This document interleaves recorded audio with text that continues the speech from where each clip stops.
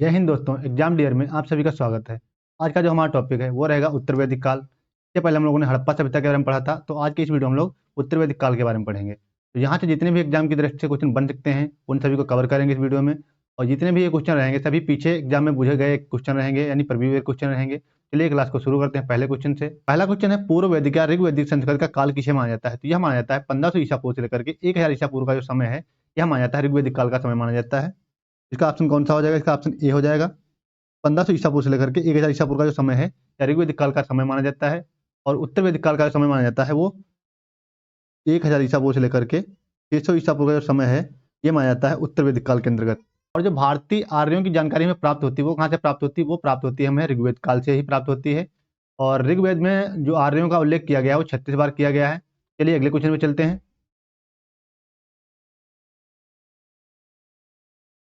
अगला क्वेश्चन है, उत्तर वैदिक संस्कृत का काल किसे माना जाता है? तो उत्तर वैदिक संस्कृत का काल जो माना जाता है वो 1000 ईसा पूर्व से 600 ईसा पूर्व के जो बीच का समय है ये उत्तर वैदिक काल के अंतर्गत आता है।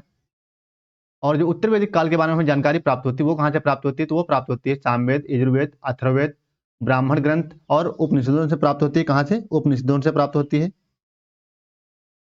उपनिषदों की संख्या कितनी है? उपनिषदों की संख्या 108 है। तो अभी हम आगे देखेंगे।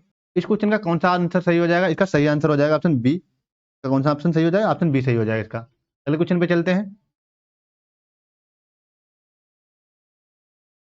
अगला क्वेश्चन है, इनमें से किस फसल का ज्ञान वैदिक काल के लोगों को नहीं था? तो इसमें से किस फसल का ज्ञान वैदिक काल के लोगों को नहीं था? तो यह था तंबाकू का ज्ञान। वैदिक काल के जो लोग थे इन्हें नहीं था, क्योंकि तंबाकू का जो प्रचलन हुआ भारत में ये हुआ था पुर्तगालियों के द्वारा।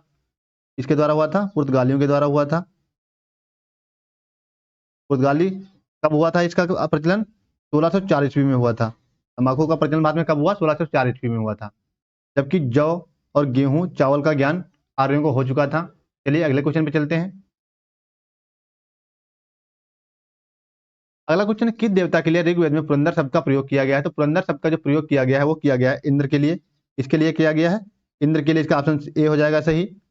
और इंद्र पे 250 सूक्तों में इनका वर्णन किया गया है। कितनी? 250 सूक्तों में इनका वर्णन किया गया है ऋग्वेद में। अगर दूसरे देवता की बात करें तो दूसरे देवता प्रमुख थे अग्नि, जिन पे 200 सूक्तों में वर्णन किया गया जिनका है। सूक्तों का मतलब होता है श्लोक, यानी 200 श्लोकों में इनका वर्णन है। और 250 सूक्तों में इंद्र का वर्णन है। इंद्र उस समय के देवता थे युद्ध युद्ध के प्रमुख देवता थे जब, और वर्षा के भी प्रमुख देवता थे ये।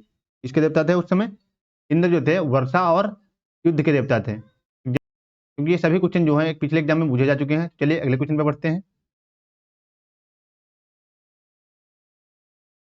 अगला क्वेश्चन है, भारतीय संगीत का आदि ग्रंथ कहा जाता है? तो भारतीय संगीत का जो आदि ग्रंथ कहा जाता है वो कहा जाता है सामवेद को। इसे कहा जाता है सामवेद का। इसका आंसर ऑप्शन डी हो जाएगा सही। सामवेद में टोटल 1875 ऋचाएं हैं। कितनी? 1875 ऋचाएं हैं। इसमें से मूल कितनी है? 99 ऋचाएं ही सामवेद की हैं। बाकी टोटल जो है वो ऋग्वेद से ली गई हैं। टोटल कितनी? 1875। और जो 99 ऋचाएं हैं वो सामवेद की हैं, और जो शेष ऋचाएं हैं वो ऋग्वेद से प्राप्त की गई हैं। और इसे भारतीय संगीत का जनक माना जाता है। चलिए अगले क्वेश्चन में बढ़ते हैं।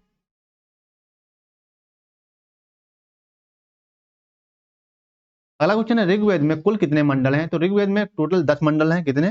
टोटल 10 मंडल हैं। इसका सही आंसर ए हो जाएगा। और अगर दूसरे मंडल की बात करें, दूसरा और सातवां मंडल ये सबसे बाद में जोड़ा गया है। सबसे बाद का मंडल कौन है? दूसरा। और सातवां मंडल जो है ये सबसे बाद का मंडल है। क्या हमें डायरेक्ट क्वेश्चन बनते हैं यहाँ से। अगला क्वेश्चन है, ऋग्वेद में सबसे महत्वपूर्ण तथा पवित्र नदी किसे माना जाता है? तो यह माना जाता है सरस्वती को। किसे माना जाता है? सरस्वती को। इसका आंसर कौन सा ऑप्शन सही हो जाएगा? ऑप्शन ए इसका सही हो जाएगा। और इसे नदीतमा की संज्ञा दी गई है। क्या? नदीतमा की। और दूसरी संज्ञा कौन सी दी गई है? देवीतमा की। तीसरी संज्ञा दी गई है मातेत्मा की। मातेत्मा। नदीतमा मतलब नदियों में सबसे अच्छी नदी। और देवीतमा मतलब देवियों में भी अच्छी सबसे देवी। मातेत्मा मतलब माता के समान, इसको संज्ञा दी गई है। तो सबसे पवित्र नदी बताया गया इसे, इसमें ऋग्वेद में से बताया गया है। तो अगले क्वेश्चन में बढ़ते हैं।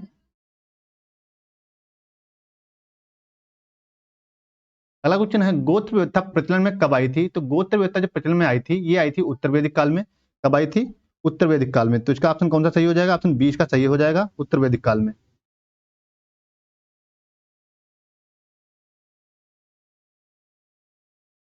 क्वेश्चन नंबर 9 है वैदिक युग में योग कहा जाता था। तो वैदिक युग में योग किसे कहा जाता था? ये कहा जाता था जौ को। किसे कहा जाता था? जौ को कहा जाता था। तो इसका ऑप्शन कौन सा सही हो जाएगा? ऑप्शन 20 का सही हो जाएगा। और गेहूं को क्या कहा जाता था? गेहूं को कहा जाता था गोधून। क्या कहा जाता था? गोधून। और चावल को कहा जाता था ब्रीही। तो अगले क्वेश्चन पे बढ़ते हैं।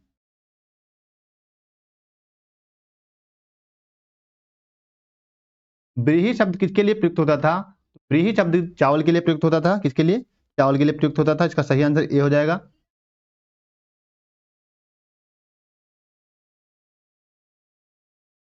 अगला क्वेश्चन है सबसे प्राचीनतम पुराण कौन सा है? तो सबसे प्राचीनतम पुराण मत्स्य पुराण है। मत्स्य पुराण सबसे प्राचीनतम और प्रामाणिक है। कौन? मत्स्य पुराण सबसे प्राचीन, सबसे प्राचीन और सबसे प्रामाणिक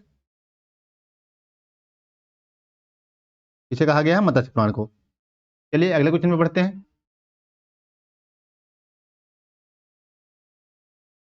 अगला क्वेश्चन है ऋग्वेद काल के सबसे प्रधान देवता कौन थे? तो ऋग्वेद के काल के जो सबसे प्रधान देवता थे वो थे इंद्र।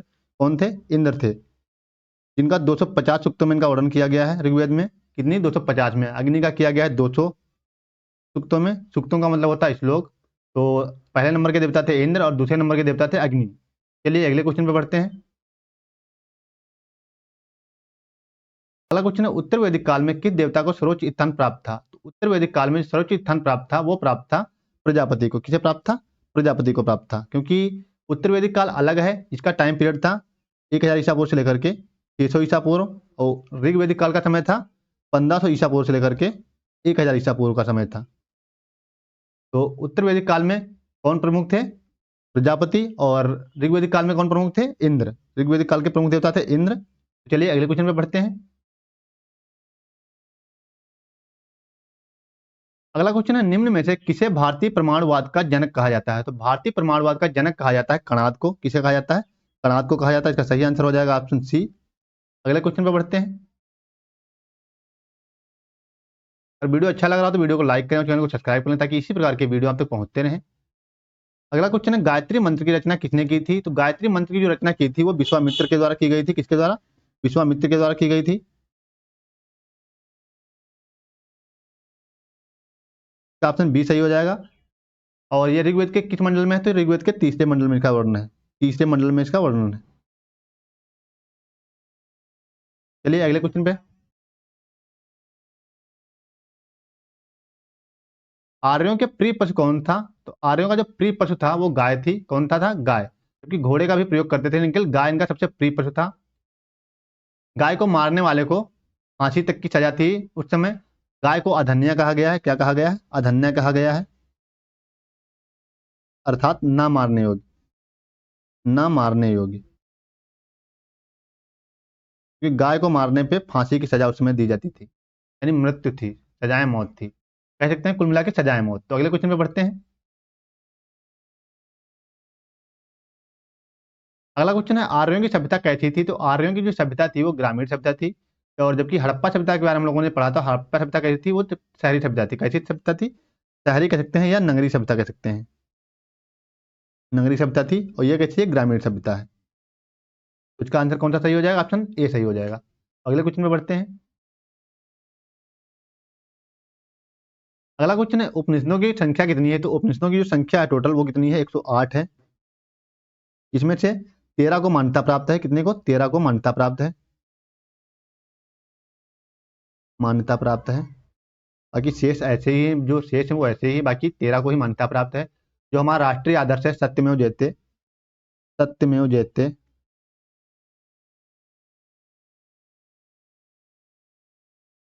सत्यमेव जयते, ये कहाँ से लिया गया है? तो ये लिया गया है मुंडको उपनिषद से। कहाँ से लिया गया है? मुंडको उपनिषद से। मुंडको उपनिषद। तो अगले क्वेश्चन पे बढ़ते हैं। अगला क्वेश्चन है उपनिषद काल के राजा अश्वपद शासक कहाँ के थे? तो ये शासक थे केकय के। बच्चा कहाँ के शासक थे? केकय के शासक थे। के बाद हम अगले क्वेश्चन पर बढ़ते हैं। अगला क्वेश्चन देखते हैं। क्वेश्चन है आरंभिक वैदिक साहित्य में सर्वाधिक वर्णित नदी कौन सी है? तो सर्वाधिक बार जो वर्णित नदी है वो बच्चों सिंधु कौन है? सिंधु। इसका ऋग्वेद में बार बार वर्णन किया गया है। ऋग्वेद में इसका बार बार वर्णन किया गया है। और जबकि गंगा का एक बार किया गया है। गंगा का एक बार किया गया है। और यमुना का बच्चों 3 बार किया गया है। यमुना का 3 बार किया गया है। अगर वीडियो अच्छा लग रहा हो तो वीडियो को लाइक करें।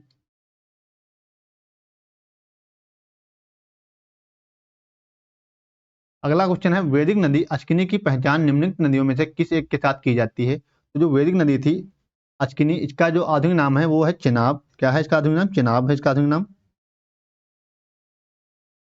चेनाब। और व्यास का क्या नाम है? तो व्यास का नाम है बिपाशा। क्या नाम है? बिपाशा। रावी का क्या नाम है? रावी का नाम है परुष्णी। क्या नाम है? परुष्णी। रावी का नाम है परुष्णी, व्यास का नाम है बिपाशा, चेनाब किसका नाम है? तो चेनाब अश्किनी का नाम है। अश्किनी उस समय नाम था और आधुनिक नाम है चेनाब। झेलम का क्या नाम है? तो झेलम का नाम है विस्तता। झेलम का क्या नाम है? तो झेलम का नाम है विस्तता। अगले क्वेश्चन पे बढ़ते हैं। तो अगला क्वेश्चन देखते हैं। अगला क्वेश्चन है, ऋग्वेद का कौन सा मंडल पूर्णतः सोम को समर्पित था? तो सोम को जो समर्पित था मंडल वो था 9वां मंडल। कौन सा? 9वां मंडल का ऑप्शन सी सही हो जाएगा। और जो 7वां मंडल है सबसे बाद का मंडल है, 7वां और दूसरा मंडल। कौन सा? 7वां और दूसरा मंडल, ये सबसे बाद में जोड़ा गया था। अगर 10वें मंडल की बात करें तो 10वें मंडल में 4 वर्णों की व्यवस्था की गई है। कौन कौन से? ब्राह्मण, क्षत्रिय, वैश्य और शूद्र। इन 4 वर्णों की व्यवस्था की गई है किसमें? ऋग्वेद के 10वें मंडल में। तो अगले क्वेश्चन पे बढ़ते हैं। अगला क्वेश्चन है, किस वैदिक ग्रंथ में वर्ण शब्द का सर्वप्रथम उल्लेख मिलता है? तो वर्ण शब्द का जो उल्लेख मिलता है वो किसमें मिलता है? ऋग्वेद में मिलता है। ऋग्वेद के कौन से मंडल में? 10वें मंडल में मिलता है। कौन से वर्णों की व्याख्या की गई है? तो उसमें 4 वर्णों की व्याख्या की गई है, ब्राह्मण, क्षत्रिय, वैश्य, शूद्र। तो अगले क्वेश्चन में बढ़ते हैं। क्वेश्चन है, आर्य शब्द किसे इंगित करता था? तो आर्य शब्द जो था वो उस समय इंगित करता था श्रेष्ठ वंश को। श्रेष्ठ वंश किसे कहते थे? आर्यों को। और जिन्हें संस्कृत पढ़ना आता था उन्हें आर्य कहते थे, मतलब श्रेष्ठ वंश कहते थे। और जिन्हें संस्कृत पढ़ना नहीं आता था उन्हें अनार्य कहा जाता था। क्या कहा जाता था? उन्हें अनार्य कहा जाता था। तो इसका सही आंसर कौन सा हो जाएगा? ऑप्शन डी इसका सही आंसर हो जाएगा, श्रेष्ठ वंश को दर्शित करता था। अगला क्वेश्चन है, यज्ञ संबंधी विधि विधानों का पता कहाँ से चलता है? तो यज्ञ संबंधी जो विधि विधानों का पता चलता है वो चलता है यजुर्वेद से। ऑप्शन का डी सही हो जाएगा। जबकि सामवेद में भारतीय संगीत की व्यवस्था की गई है। यानी जो भारतीय संगीत के 7 स्वर हैं, सारे गामा पादानी, इनकी व्याख्या कहाँ की गई है? तो इनकी व्याख्या की गई है सामवेद में। अगले क्वेश्चन पे चलते हैं। अगला क्वेश्चन है, वैदिक देव मंडलम में निम्न में से कौन देवता युद्ध का देवता माना जाता था? तो सही आंसर हो जाएगा ऑप्शन बी हो जाएगा। क्या हो जाएगा? ऑप्शन बी हो जाएगा, इंद्र हो जाएगा। क्योंकि इंद्र को उस समय वर्षा का देवता कहा जाता था। किसका? वर्षा का देवता। और दूसरा क्या कहा जाता था? युद्ध का देवता। इन पे 250 सूक्तों में वर्णन किया गया है। कितनी? 250 सूक्तों में वर्णन किया गया है। सूक्तों को श्लोक कहते हैं। क्या कहते हैं? श्लोक कहते हैं सूक्तों को।